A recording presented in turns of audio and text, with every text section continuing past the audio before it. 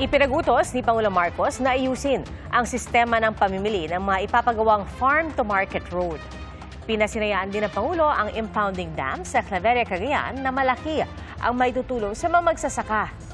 Saksi si Darlene Cay. Inaasahang makatutulong ang 700 million pesos Union Water Impounding Dam sa Claveria na pinasinayaan ni Pangulong Bongbong Marcos. Kung maulan, dito muna may ipon ng tubig para hindi bahain ang mga taniman. Layo nitong Union Water Impounding Dam na patubigan ang taniman ng mga magsasaka rito. Pero bukod dyan ay flood control measure din ito na layong pigilan ng pagbaha. 514,000 cubic meters ang kabuang kapasidad nitong water impounding dam. Katumbas niya ng mahigit 200 Olympic-sized swimming pools. Basta't maayos ang pagpagawa, maayos ang disenyo, maayos ang implementasyon, wala tayong makikitang problema.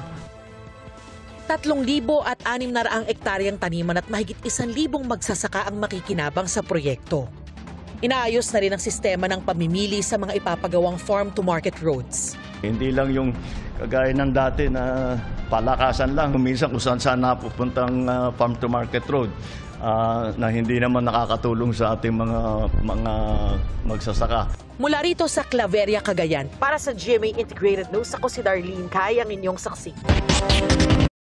Mga kapuso, maging una sa saksi. Mag-subscribe sa GMA Integrated News sa YouTube para sa iba't ibang balita.